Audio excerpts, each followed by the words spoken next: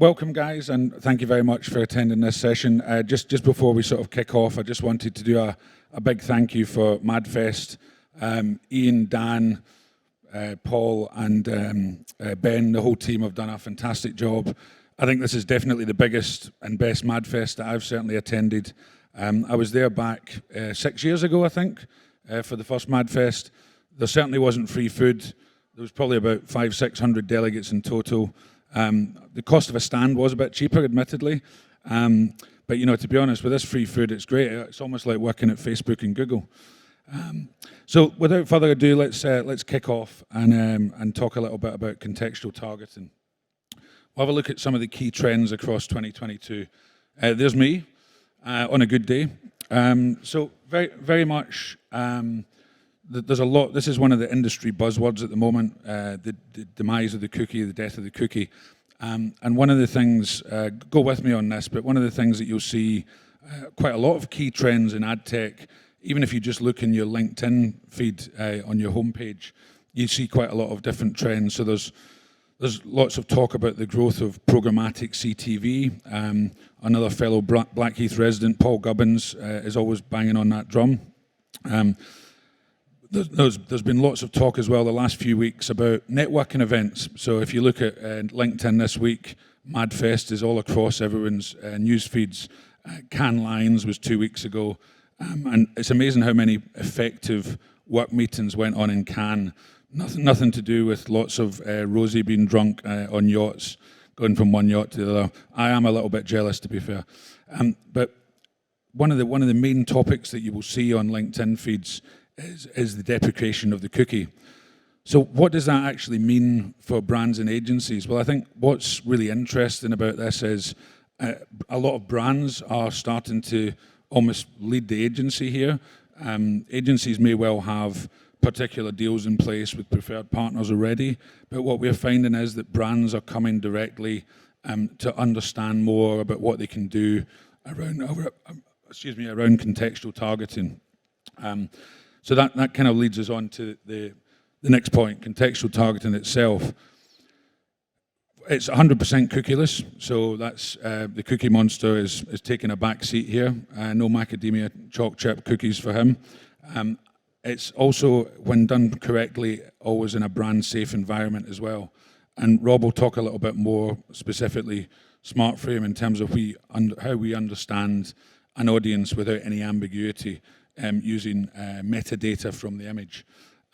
Also privacy compliant, that's another big buzzword in the industry at the moment. And generally speaking, we're seeing greater engagement and return on investment. So a recent study showed that 69% of all consumers are more likely to respond to a contextual ad than just a standard digital ad. Oh, there we go. So that brings us to another trend that we've highlighted really here, and that's the shift to the attention economy. Another big buzzword in the industry. Attention is a really scarce resource, and really, an ad is it really needs to be seen, and actually consumed to be understood. And a recent study by Lumen Research actually showed that only 4 in 100 ads got an attention of 2 seconds or more. So that tells me that really 96 out of 100 ads are not being seen, and therefore there's no chance of any engagement going forward. So ultimately for brands, this is digital advertising, there's a lot of wastage there. The key thing with contextual advertising is the image is front and center, and there's no danger that it's not in view, and ultimately that it's going to cause a lot more engagement as well. So that's one of the main sort of highlights with contextual advertising. One other stat that I just wanted to give you, some research suggested that 2/3 of digital ad spend is now behind walled gardens, so walled gardens such as Facebook, Google, Amazon, but yet only 1/3 of all time is spent within those walled gardens. So we see contextual advertising as a conduit between, to open up the walled gardens, break down some of those barriers, and ultimately drive more digital spend towards the open internet. One last shot of the Cookie Monster, and then it's time to introduce my CEO. Excuse me, sorry, catching up a bit here.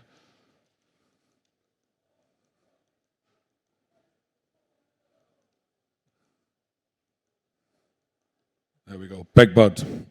Thank you. Sorry for the delay. Thanks. I think this is going to work. Is this working? Yeah, excellent. I'm not sure why they call me Big Bird. I know I've put a little bit of weight on recently, but so another key trend that you're going to see coming through in the coming months and years is image streaming. And the image streaming is unique to the market currently, and it's uniting the ad tech and the photography industries. Before I talk about a bit more about image streaming, I just want to talk about the current status quo. It's a bit behind this clicker, isn't it? And that's how images are currently distributed online. In 1992, the very first image was published on the internet. And this was it, a picture of the Les Sonettes, a parody pop group that had a #1 hit back in the 90s. And of course, the internet and technology has evolved rapidly since then, to the point we've all now got a high-end camera in our pocket. And a staggering 1.5 trillion images are now taken every year, of which about 3 billion images, this clicker's playing up, there we go, 3 billion images are shared online every single day. But maybe what you didn't consider is around 85% of all of those images, that's 2.5 billion images, are being stolen, misused, or infringing someone's copyright every single day. And that's really down to a complete lack of awareness to copyright and no meaningful protection around a JPEG. So a JPEG can easily be right-clicked, drag and drop, screenshot, and all of a sudden it's in the wind, and there are literally billions of images being used all over the internet with no attribution, what we call orphan images, and a massive loss of value to the image owner. Now, on the surface, you might say, who cares? The internet's free, images are free. But if you're a photographer or an image library trying to make a living out of licensing that content, that can be a real frustration when you license an image once and it gets stolen and misused hundreds, if not thousands of times. You also have brand images being stolen and used to sell counterfeit goods online. Then you have misinformation and disinformation on the internet. Can you trust what you see when images are so easily stolen and misused? And then you have identity theft, fake profiles, catfishing. These are all real concerns. And the internet really has become like the Wild West when it comes to digital imagery. And at the heart of that problem is the file format. How can we still be publishing images in the same format as we was in the 90s when the world has moved on so much? And if we look back in the early days of the internet, there was very similar problems in terms of piracy and value leakage for both the music and film industries, both of which have adopted streaming technology to regain rights control and drive more meaningful value. I think YouTube, which is streaming videos, now turns over 20 billion a year, or Spotify that streams music now turns over 12 billion a year, and predominantly through the placement of mid-roll or pre-roll advertisements between the content.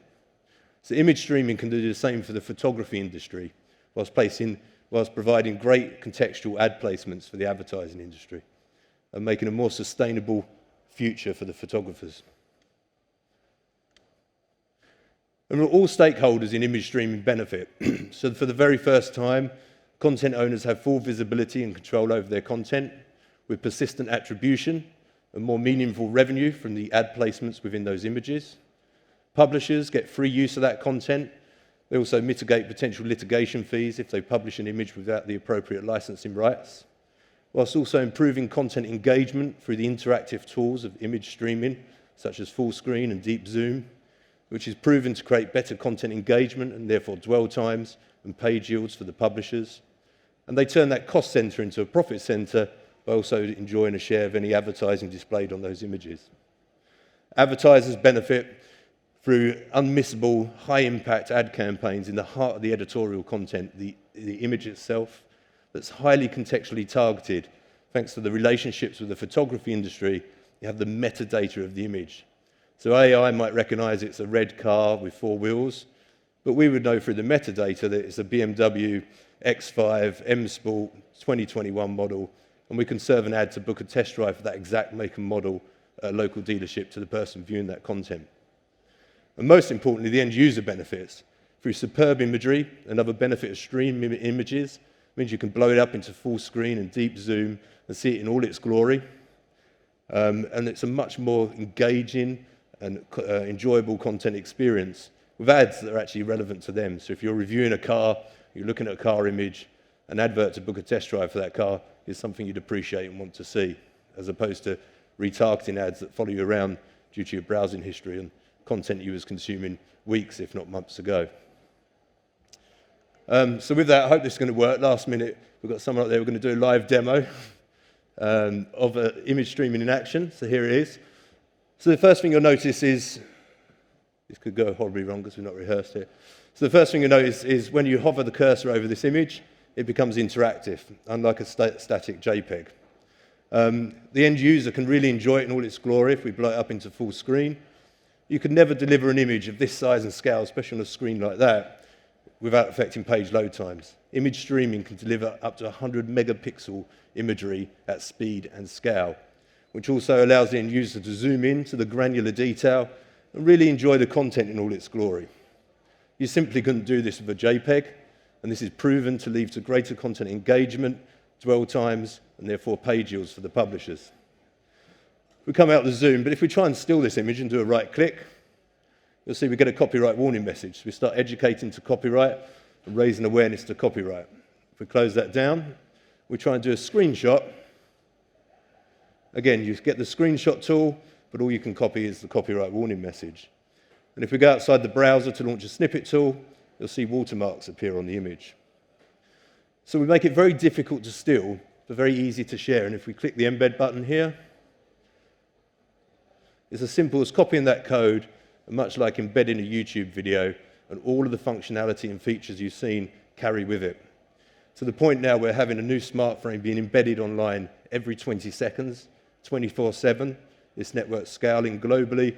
We're on over 33,000 domains, and around 1,000 new domains are adopting this technology every month. And this gives us an interactive network of digital imagery that we have full visibility and control over. Everything that's happening in this SmartFrame, the zoom, the theft attempt, the full screen, we are recording in our own proprietary analytics package. We know the context of the image due to the metadata provided by the photography industry. We understand the websites it's embedded on, the context of the web page, the location and the device of the viewer. We can then use that data to drive a high impact, high visible contextual advertising campaign. And so in this instance, we just got a briefing from Heinz that are looking to do a barbecue campaign on food content for the barbecue season.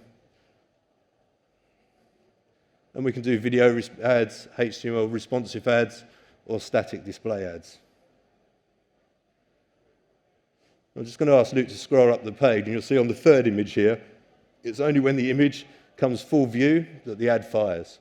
So high viewability, high attention, high engagement, unmissable ad formats in the heart of the editorial content that's highly relevant to the context of the image, the web page, the location, and the device of the viewer. And I'm just going to pop back out onto the other slide. So we've only got 15 minutes today. If we can go to the final slide, please. Well, we'd love to ask any questions. Our stand, we're at VIP free. You may have seen it, stand over there. We've got a free all-day bar. Feel free to come and have a drink on us. We did have some free cookies, but somehow they all disappeared. And we've also got a British champion playing football table. If you'd like to give it a go, I tried yesterday. I think it was 25-2. I think one of my goals was an own goal. They are superb, really good players. But the person who wins the most goals against them will win a free VIP F1 driving experience at Silverstone. So please do come and visit us at the stand. We'd love to answer any questions you might have. Thank you.